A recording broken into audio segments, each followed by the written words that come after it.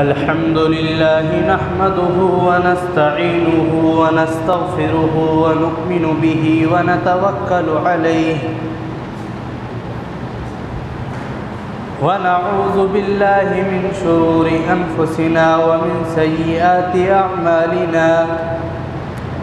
من يهده الله فلا مضل له ومن يضلله فلا هادي له ونشهد أن لا إله إلا الله وحده لا شريك له ونشهد أن سيدنا ومولانا محمدًا عبده ورسوله وصلى الله عليه وعلى آله وأصحابه وسلم تسليمًا كثيرًا كثيرًا أما بعد فقد قال الله تعالى أعوذ بالله من الشيطان الرجيم بسم الله الرحمن الرحيم لقد كان لكم في رسول الله أسوة حسنة لمن كان يرجو الله واليوم الآخر واذكروا الله كثيرا صدق الله العظيم وقال الله تعالى في موضع آخر قل إن كنتم تحبون الله فاتبعوني يحببكم الله صدق الله العظيم تشریف فرما میرے معزز بزرگوں اور عزیز نوجوانوں،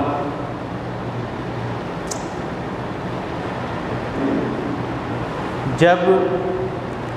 کسی کی سیرت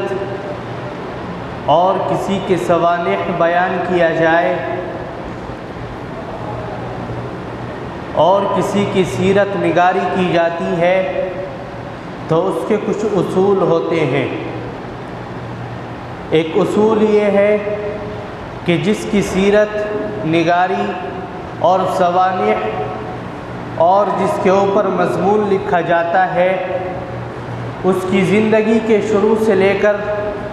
یعنی اس کی زندگی کی پیدائش سے لے کر اور اس کی وفات تک کے تمام سوانحات اور اس کی تمام تفصیلات بیان کی جاتی ہیں۔ یہ سیرت نگاری کا اور سوانح نگاری کا ایک اصول ہے۔ اسی طرح آپ صلی اللہ علیہ وسلم کی سیرت اور آپ صلی اللہ علیہ وسلم کے سوانح کو بیان کرنا آپ کی زندگی اور آپ کی سوانح کو بیان کرنا آپ کی ولادت سے نہیں، بلکہ جب سے اللہ رب العزت نے اس کائنات کو بنایا ہے، جب سے اللہ رب العزت نے اس دنیا کو بنایا ہے، اس سے پہلے سے لے کر آپ صلی اللہ علیہ وسلم کی سیرت کو بیان کیا جاتا ہے، اور آپ کی وفات تک نہیں بلکہ اس دنیا کے ختم ہونے کے بعد اور میدان حشر قائم ہونے تک اور تمام ایمان والوں کے جنت میں جانے تک آپ صلی اللہ علیہ وسلم کی سیرت بیان کی جاتی ہے اور آپ صلی اللہ علیہ وسلم کے سوانح کو بیان کیا جاتا ہے۔ ایک عام انسان کی زندگی اگر ہو تو اس کی پیدائش سے لے کر اس کی وفات تک بیان کی جاتی ہے اس کے سوانحات، لیکن آپ صلی اللہ علیہ وسلم کے سوانح آپ صلی اللہ علیہ وسلم کے اس دنیا کے اندر آنے سے پہلے دنیا کی شروعات سے لے کر دنیا کے اختتام تک اور یہاں تک کہ سب کے جنت میں جانے تک آپ صلی اللہ علیہ وسلم کی سیرت ہے۔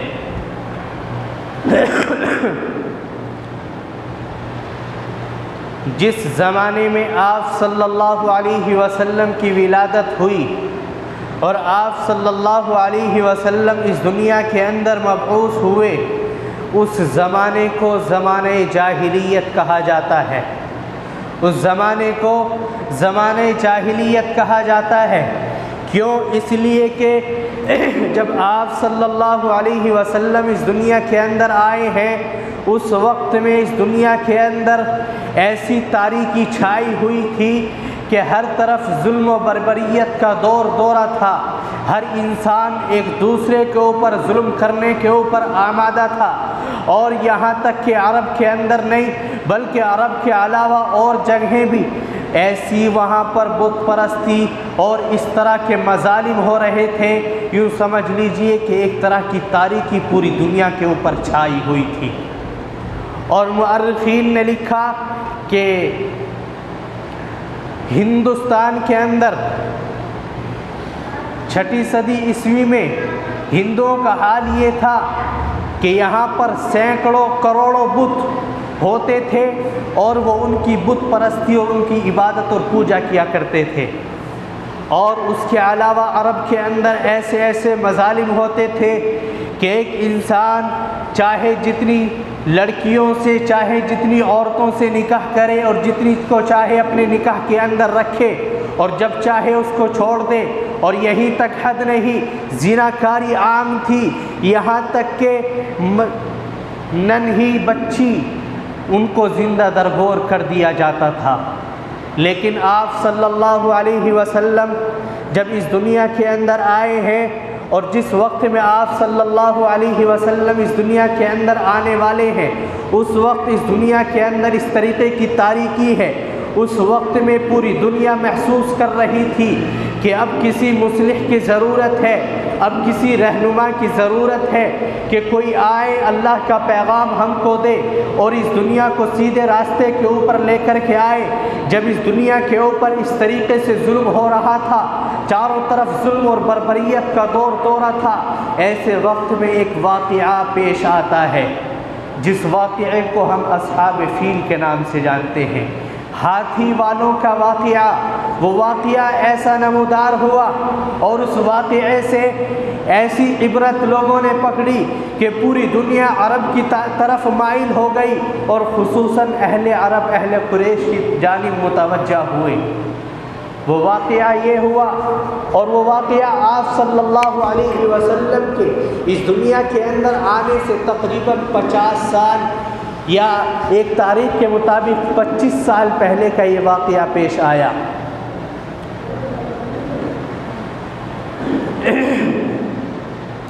یمن کے اندر ایک بادشاہ ہے ابرہہ، وہ وہاں کا گورنر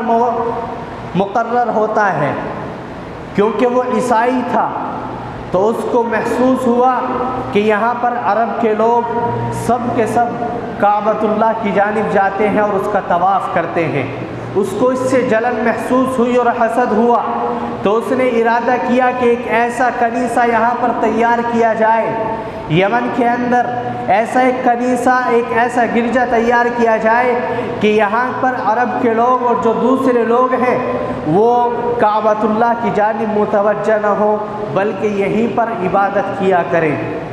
تو اس نے ایک خوبصورت اور بہت بڑا گرجا گھر کنیسہ بنایا، اور لوگوں کو اس کی طرف متوجہ کرنے کے لیے اس نے خوب کوششیں کی۔ لیکن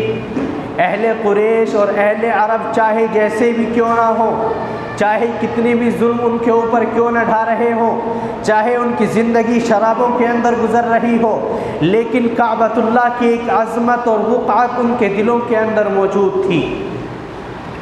تو ان کو یہ بات کھلی اور انہوں نے محسوس کیا کہ کعبۃ اللہ کے علاوہ کوئی مقام ایسا نہیں ہو سکتا جس کو اتنی عظمت اور وقعت حاصل ہو۔ چنانچہ تاریخ کے اندر لکھا کہ کسی ایک شخص نے اس گرجا گھر کے اندر جا کر کے قضائے حاجت کی، بیت الخلاء جس کو ٹوائلٹ بولتے ہیں، اور اس گرجا گھر کو گندا کر دیا۔ اور ایک تاریخ کے مطابق لکھا کہ کسی نے اس گرجا گھر کے قریب آگ کو بلند کیا، اور اس آگ کی کچھ لپٹیں اس کنیسہ تک جا پہنچی، اور جب اس کنیسہ تک جا پہنچی تو اس گرجا گھر کا ایک بہت بڑا حصہ اس سے تباہ و برباد ہو گیا۔ جب ابرہہ گورنر کو اس کا علم ہوا کہ کسی نے ایسا کیا ہے اور کنیسہ کا ایک بہت بڑا حصہ جل کر راکھ ہو گیا ہے، تو اس نے ارادہ کیا کہ میں اب کعبۃ اللہ کو ہرگز نہیں چھوڑوں گا، میں اسے ڈھا کر کے رہوں گا۔ نعوذ باللہ من ذالک۔ اس ظالم نے یہ ارادہ کیا کہ میں کعبۃ اللہ کو ڈھا کر کے رہوں گا، میں اس کو تباہ و برباد کر کے رہوں گا۔ لیکن اہل عرب ان کے دلوں کے اندر اس کی ایک عظمت تھی۔ کعبۃ اللہ کی چاروں جانب بت پرستوں نے اپنے بت رکھے ہوئے ہیں، لیکن کعبۃ اللہ کا ایک الگ مقام ان کے دلوں کے اندر ہے۔ اگر کوئی پریشانی ان کے سامنے آتی ہے تو وہ بیت اللہ پر جا کر اپنی مرادوں کو مانگتے ہیں اور وہاں پر جا کر اپنے معبودوں سے اپنے لیے مدد طلب کرتے ہیں۔ چنانچہ یہ ابرہہ ارادہ کرتا ہے کہ مجھے بیت اللہ کو ڈھانا ہے، اور اس نے بیت اللہ کو ڈھانے کے ارادے سے اپنے ایک لشکر تیار کیا اور ایک لشکر زرار تیار کیا، اور یہاں تک کہ ایک بہت بڑے ڈیل ڈول ہاتھی اس نے تیار کیے کہ ان ہاتھیوں کے ذریعے بیت اللہ کو ڈھایا جائے گا، اس پر حملہ کیا جائے گا۔ چنانچہ وہاں سے روانہ ہوتا ہے، اور روانہ ہونے کے بعد جب بیت اللہ کے قریب یہ پہنچتا ہے، مکہ المکرمہ سے پہلے اس نے ایک جگہ پر قیام کیا، اور اس نے وہاں پر دیکھا کہ چند اونٹ وہاں پر گزر رہے ہیں۔ معلوم کرنے پر پتہ چلتا ہے کہ وہ اونٹ عبد المطلب کے ہیں، جو کعبۃ اللہ کے متولی ہیں۔ کعبۃ اللہ کے متولی عبد المطلب کے یہ اونٹ ہیں۔ جیسے ہی اس نے سنا تو ان اونٹوں کو اپنے قبضے کے اندر لے لیا اور اپنا قاصد عبد المطلب کے پاس بھیجا کہ میں اس ارادے سے یہاں پر آیا ہوں، میں بیت اللہ کو ڈھانے والا ہوں، اور میں نے تمہارے اونٹوں کو اپنے قبضے کے اندر لے لیا ہے، چنانچہ تم کو میرے پاس آنا ہی ہوگا۔ چنانچہ حضرت عبد المطلب، جو اس وقت کے سب سے زیادہ ایماندار اور دیانتدار اور کعبۃ اللہ کے متولی اور نگراں، اس ابرہہ نامی شخص کے پاس پہنچتے ہیں۔ جیسے ہی اس کے خیمے کے اندر داخل ہوتے ہیں، ابرہہ اپنے تخت کے اوپر بیٹھا ہوا ہے، لیکن حضرت عبد المطلب کے اندر اللہ نے وہ نور اور وہ رعب اور دبدبہ رکھا تھا۔ جیسے ہی حضرت عبد المطلب اس کے خیمے کے اندر داخل ہوئے تو ابرہہ فوراً گھبرا گیا اور اپنے تخت سے نیچے اتر کر کے آ کے کھڑا ہو گیا اور ان سے بات کرنی شروع کی کہ آپ کس ارادے سے آئے ہیں۔ حضرت عبد المطلب نے کہا کہ میں اپنے اونٹ چھڑانے کے لیے یہاں پر آیا ہوں۔ ابرہہ نے کہا کہ عجیب شخص ہیں، آپ جانتے ہیں کہ میں یہاں پر بیت اللہ کو ڈھانے کے لیے آیا ہوں، بیت اللہ کے اوپر حملہ کرنے کے لیے آیا ہوں، اور آپ اس کے متولی ہونے کے باوجود صرف اور صرف اپنے اونٹوں کا مطالبہ کر رہے ہیں۔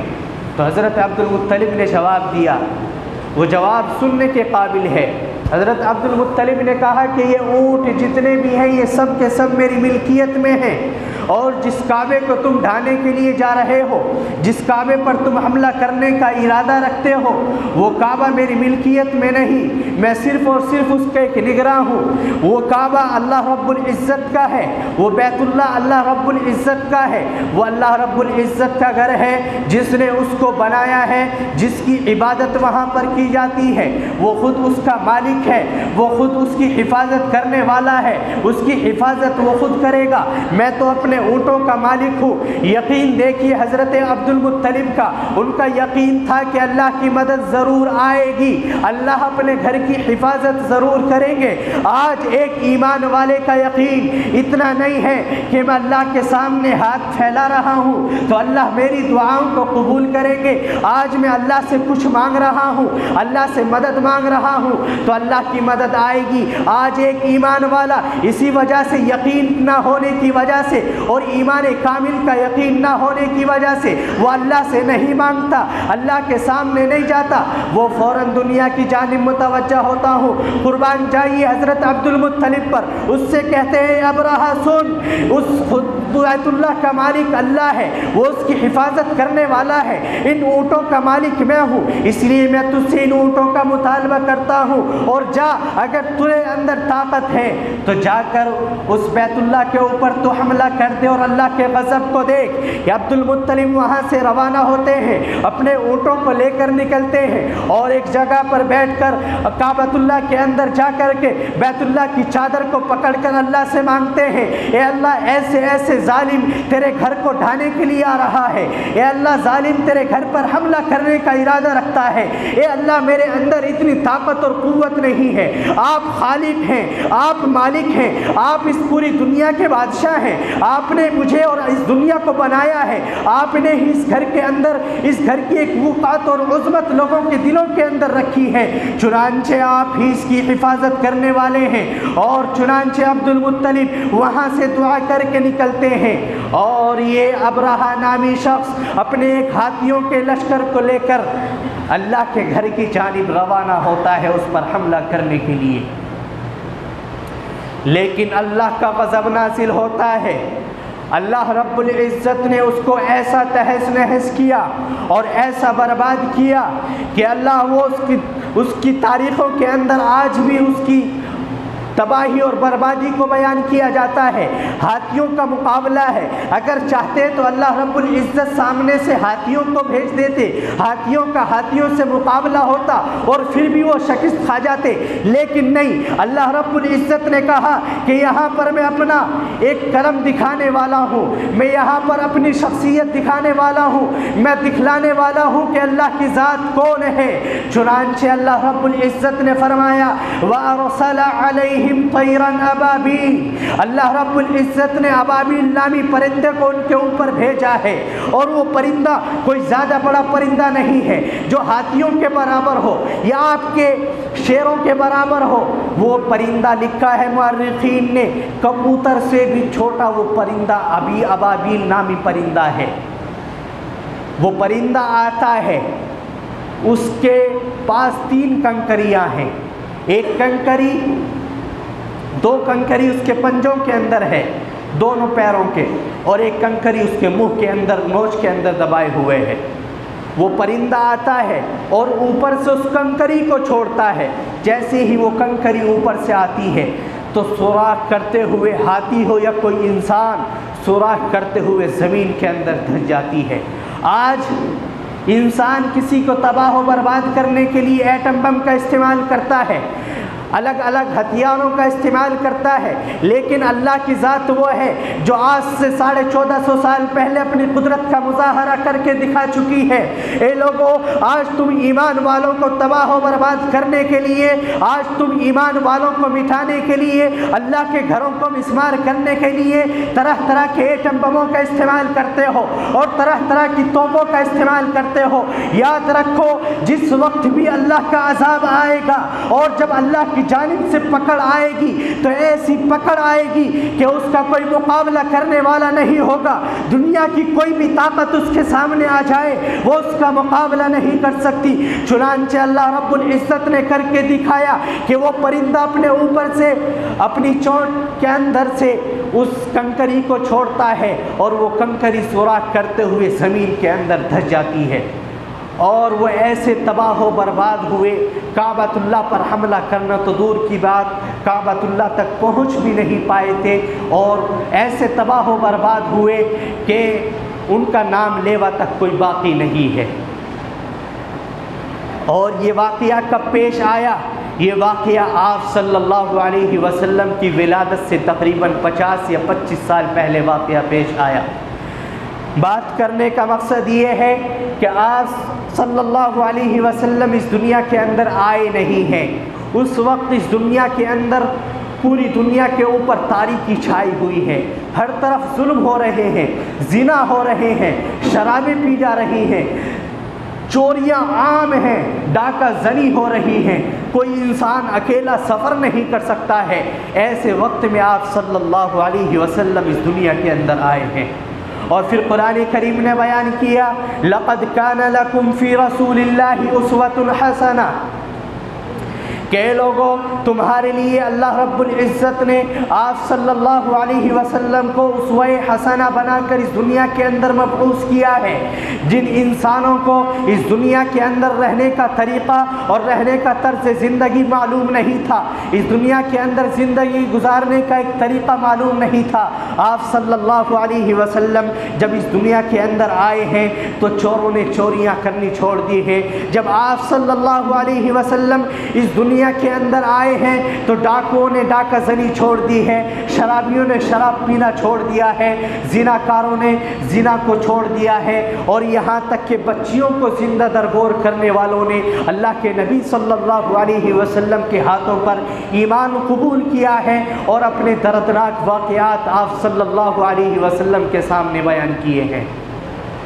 بہت سی باتیں آپ کے سامنے بیان کرنے کی ہیں، لیکن وقت اس کی اجازت نہیں دے رہا، پھر انشاءاللہ موقع ملا تو ضرور اس کو بیان کیا جائے گا۔ آخری بات یہ ہے کہ آپ صلی اللہ علیہ وسلم اس دنیا کے اندر ایک امن کا پیغام لے کر کے آئے ہیں۔ آپ صلی اللہ علیہ وسلم اس دنیا کے اندر اخلاق حسنہ سے اس دنیا کو آراستہ کرنے کے لیے آئے ہیں، چنانچہ اللہ رب العزت نے ہمیں ایمان والا بنایا ہے، اور اللہ رب العزت نے ہمیں ایمان کی دولت سے نوازا ہے۔ اس لیے ہم سب کو چاہیے کہ آپ صلی اللہ علیہ وسلم کی سیرت کا مطالعہ کریں، آپ صلی اللہ علیہ وسلم کی سیرت کو پڑھیں، اور آپ صلی اللہ علیہ وسلم کی سیرت کو سنیں، اور اس کے ذریعے اپنی زندگی کو روشن اور تابناک بنانے کی کوشش کریں۔ اللہ رب العزت ہم سب کو عمل کی توفیق عطا فرمائے۔ وآخر دعوانا ان الحمد للہ رب العالمین۔